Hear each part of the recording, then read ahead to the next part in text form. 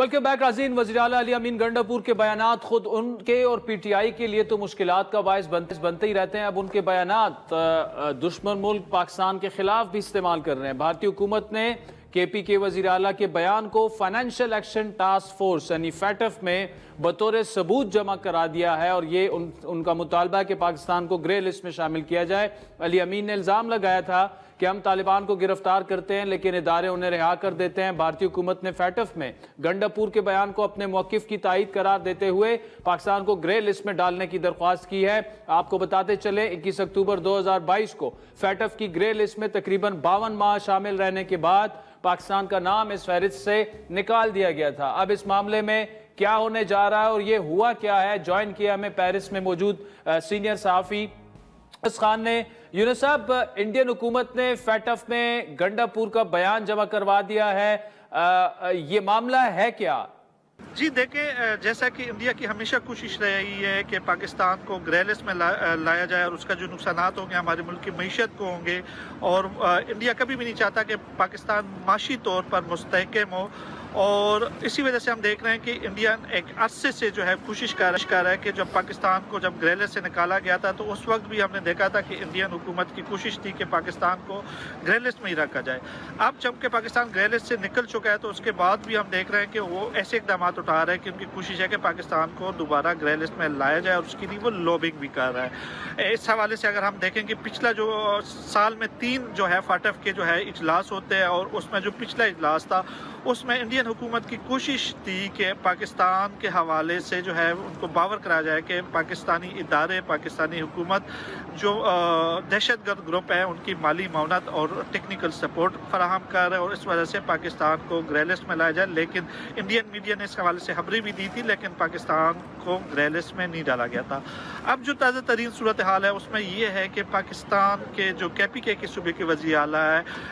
अली अमीन गंडापुर, उन्होंने पिछले कुछ दिन पहले जो है एक स्टेटमेंट दी थी और उसमें उन्होंने कहा था कि पाकिस्तान के अंदर हम दहशतगर्दों को पकड़ते हैं, तालिबान के हवाले से उन्होंने कहा और मजहबी इंतहा पसंदों के हवाले से कहा, लेकिन जो हमारी जो कुछ इस्टेब्लिशमेंट और जो इंटेलिजेंस इदारे हैं वो उनको रहा कर लेते हैं। और उसके बाद जो है गुड और बैड तालिबान के हवाले से उन्होंने इशारा दिया था। उनकी इस खबर को लेकर जो है इंडियन हुकूमत ने उसकी ट्रांसलेशन कराई और फैटफ में उसको जमा कराया एज ए डॉक्यूमेंट, और उसमें उनका ये मौक़िफ़ था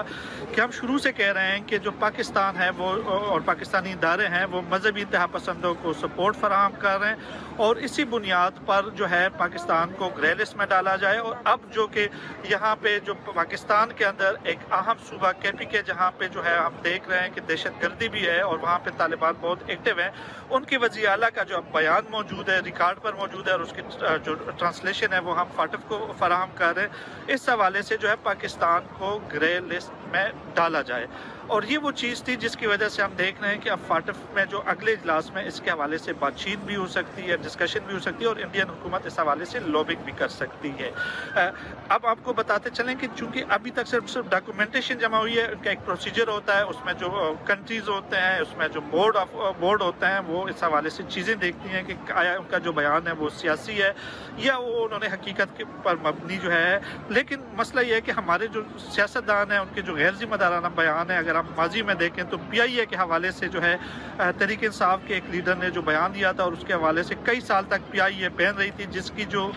मसाइल थे जिनके जो वो हमारे जो ओवरसीज थे वो उस मसाइल का सामना करना पड़ा, उन पर इजाफी माशी बोझ पड़ा क्योंकि PIA की जो टिकटें होती थी वो सस्ती होती थी लेकिन हम लोग जो है महंगे टिकट लेके आते थे। अब यही वो चीज़ है कि पाकिस्तान की जो मईशत में बेहतरी के इशारे दिखाई दे रहे हैं, लेकिन अगर फैटफ इस चीज़ के ऊपर अमल दरामद करता है और पाकिस्तान को ग्रे लिस्ट में डालता है तो उससे हमारे माशी मसाइल में इजाफा होगा। तो इसलिए जो हमारे जो सीनियर लोग हैं जो मुख्तलिफ सीनियर पोस्टों के ऊपर मौजूद हैं उनको इस वक्त इस तरह के बयान देते हुए बहुत सोच समझ कर वो जो है उनको जो बयान देने चाहिए कि उनसे मुल्क के मसाइल, सिक्योरिटी और मईशत पे जो है इसका असर। यूनुस खान साहब पेरिस से हमारे साथ मौजूद थे, बहुत शुक्रिया। नाज़रीन, क्रक्स ये है कि अली अमीन गंडापुर